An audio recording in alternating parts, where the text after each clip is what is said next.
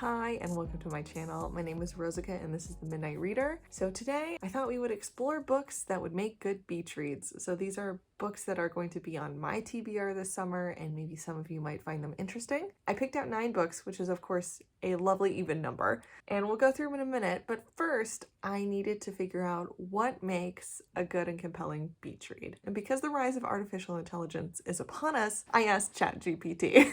Chat GPT defines a beach read as a good beach read typically possesses certain qualities that make it enjoyable and captivating in a leisurely outdoor setting. Here are some of the qualities often associated with a great beach read. Number 1, engaging and escapist. A good beach read should captivate your attention and transport you to another world. 2, lighthearted and entertaining. Beach reads are often associated with lightheartedness and entertainment. They provide a break from heavier, intense subjects and offer a relaxing and enjoyable experience. 3, easy to read and digest. Since the beach is a place of relaxation, a good beach read should have a smooth flow, accessible language, and uncomplicated plot lines.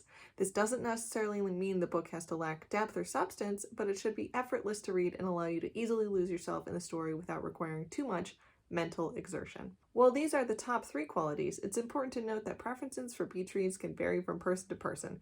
Some individuals may prefer a thrilling mystery, while others may enjoy a light romance or a humorous novel. Ultimately, the best beach read is the one that resonates with your personal tastes and makes your beach experience all the more enjoyable. So ChatGPT should 100% write the outlines for my videos because that was a lot more succinct. I did condense it a little bit because ChatGPT does go on. In case you're wondering what ChatGPT is, it's a chatbot, it's OpenAI, that's useful on the internet, and it will make us all obsolete, except for me, because I'm a nurse. Computers really suck at human interactions. So my day job is secure. This job, maybe not so much, because that was pretty good. So engaging, escapist, lighthearted and entertaining, and easy to read and digest. For me, the book genres that really qualify for a good beach read would be romances. I also really like thrillers, because I find them so fast-paced. Even a bad thriller goes a long way. There's something about thrillers that, to borrow a line from my favorite booktuber, Allison Pages, it plays the movie in my head. Even if it's not groundbreaking or written in the most wonderful way, I'm still really gonna enjoy it because it will play the movie in my head and I will be somewhere else running away from a man with a knife, which I just find relaxing. I'm happy the chatbot said atmospheric because my third topic was Greek mythological retellings. There's something about Greek myths that scream summer because Greece is hot. And I just don't like reading them in the wintertime. I love reading it when it's hot and my metaphorical balls are sweating. And then my last category is badass lady books because I just sometimes want to read a story with a female heroine who is just a badass good girl or a badass bad girl. I just want to read a book with a kick-ass woman. So this is my summer TBR. Not all of these are new books. A lot of them have come out in the past, often in the far past, except for this first book, which was just released, starting off in the romance category, which is Happy Place by Emily Henry. Emily Henry wrote probably my favorite romance of all time, which is called, somewhat ironically, Beach Read. Sort of, I'm sorry, a bad name for that book because it's definitely not about a beach. They should have called it The Lake House, but I think that was taken. That aside, so Happy Place, it was just released.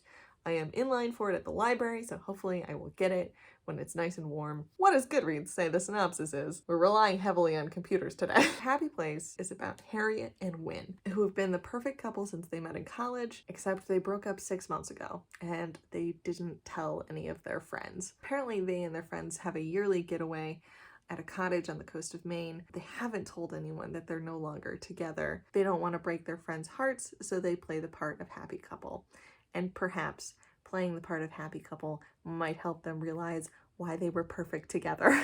That sounds great. That sounds like a lovely, easy read. I really like Emily Henry's writing, although I still haven't found any of her books that hit me in the way that Beach Read did. I know a lot of people really liked Book Lovers. That had a lot more Prince of Darkness vibes than what I'm usually into.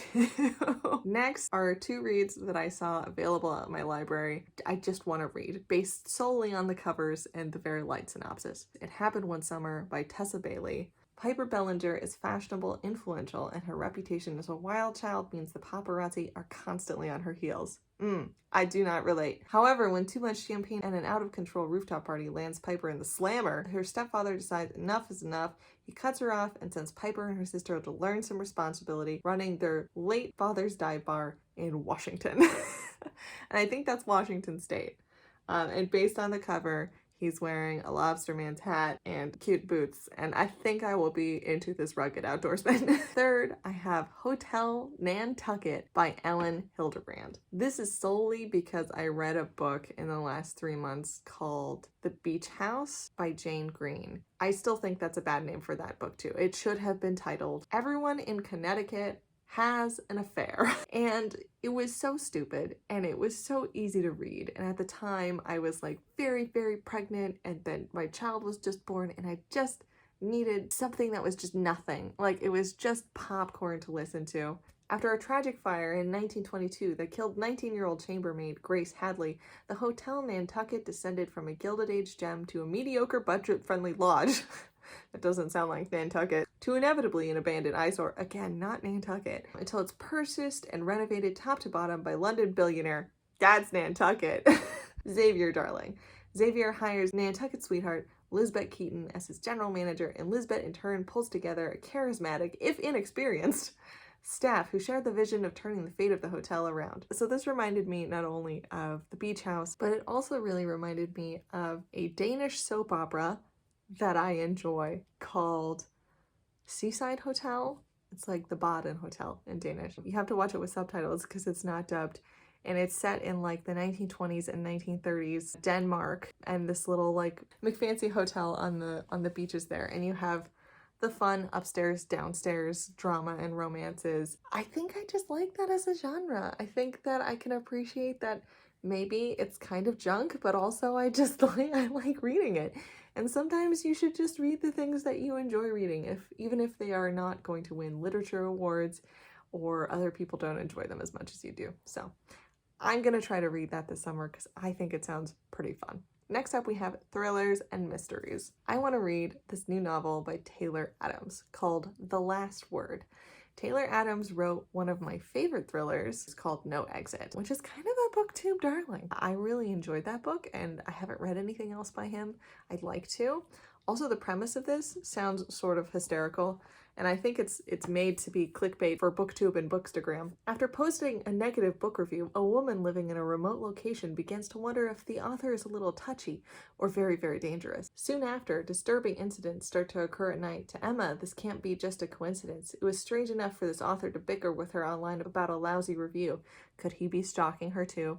So essentially, bookish influencer posts a negative review. The author comes after her. I'm just saying, this was made to be popular on Bookstagram and BookTube. Taylor Adams knows what's up. It sounds great. I'm clicking the bait. Next in mysteries is Vera Wong's Unsolicited Advice for Murderers by Jesse Q. Sutanto. Put the kettle on, there's a mystery brewing. Tea shop owner, matchmaker, detective, 60-year-old self-proclaimed tea expert Vera Wong enjoys nothing more than sipping a good cup of oolong and doing some healthy detective work on the internet, aka checking up on her son to see if he's dating anyone yet. But when Vera wakes up one morning to find a dead man in the middle of her tea shop, it's going to take more than a strong long gin to fix things. Knowing she'll do a better job than the police possibly could, because no one sniffs out a wrongdoing quite like a suspicious Chinese mother with time on her hands, Vera decides it's down to her to catch the killer. I love a book with an older protagonist because I'm sort of tired of reading from the perspective of detached 20-somethings, because that's not where I am in my life right now. Not that I'm a 60-year-old grandmother, but also I'm just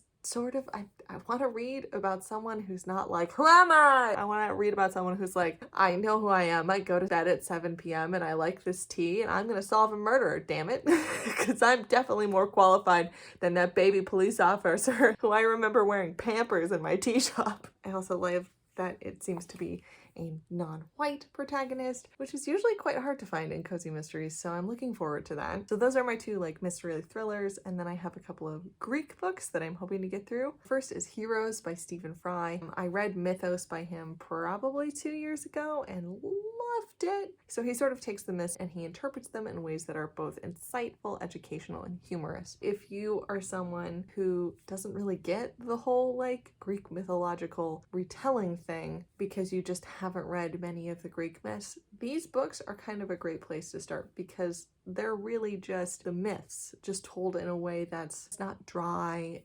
I like to say that he takes the myths off the shelves, dusts them off, and adds a bit of swearing. He makes them very digestible, very understandable, and interesting. I read Mythos, which is some of the like larger myths, and this one is specifically on Greek heroes. So I'm anticipating seeing a lot of Trojan characters and also people like Hercules. So I'm really looking forward to that. I do own this book, I just haven't been in the mood to read it because it's been frigid, and this is July reading for me. Also on my list of books to be read this summer is The Song of Achilles by Madeline Miller. I very much enjoyed Circe, and this I don't think I really need to explain to you because everybody on BookTube has already read it or has already talked about it. It's the story of Achilles and Patroclus as they get sent off into the Trojan War. According to the original mythology, they were less best friends as they're often depicted in modern media and were more lovers. This is apparently their love story, which has kind of a tragic ending. I feel like that's not a spoiler because this was written literally thousands of years ago. So I don't apologize for that. But I'm looking forward to that one. That's been on the list since last summer to read, and I kind of like to see what all the fuss is about because I think people in general tend to agree that they liked Song of Achilles more than Circe, so we shall see. Last, I have a book that's actually on my shelf. Pandora's Jar by Natalie Haynes. I've never heard of anybody reading this book. I've never seen it on BookTube. I found this in a bookshop with my good friend Jay. It's actually the last of the books that I bought with her a year ago. And from what I can tell, it's a feminist agenda book on Greek myths. Women in Greek mythology are often ill-used, and they're usually there to be smited or punished for the wrongdoings of men, or there as trophies for the heroism of men. So from what I understand, this is sort of an exploration of all the women who were sidelined in Greek myths, and it's getting a chance to tell their stories in the spotlight. So to me, that sounds really interesting, and I'm hoping I get to read it this summer. In the category Badass Bad Girls and Badass Good Girls is The Bandit Queens by Parini Shroff. I've only seen this mentioned once on BookTube. Apparently, it's about a woman in, I believe, a small village in India. Her shitty husband disappears, and everyone just assumes that she killed him. She kind of just lets people assume that she killed him because then they leave her alone. There's like, I guess, benefits to being assumed a murderess. But then she gets herself into a trouble because then all the other women in the village start coming to her to help them off their husbands. It seems like a dark comedy, so I'm interested in this. It sounds pretty funny to me, and it also, I like the premise of it. I don't really know much more about it, and I'm not going to delve more into it because I kind of want to just go in and read it. So these are the 9 books I pulled for my beach reads this summer. Hopefully there are some on here that also maybe interest you that you hadn't heard of. Please like and subscribe if you'd like to see more. Thank you everyone who has left me comments and has been extremely kind to me on coming back from maternity leave. As you can see, the dark circles are very real. I'm back at work. My reading has dipped significantly, but I still like reading on my commute and like winding down in the evenings before I go to bed. So I probably won't get to read all of these books this summer, but I'd like to try to read at least half, if not more. I will do a video again in the fall to maybe see how many of the books off this list that I actually read. So as always, thanks for watching, thanks for subscribing, thanks for being kind, and I will see you all next video, unless I have been replaced by Chat GPT. Yeah, artificial intelligence cannot have this job yet, okay? Bye.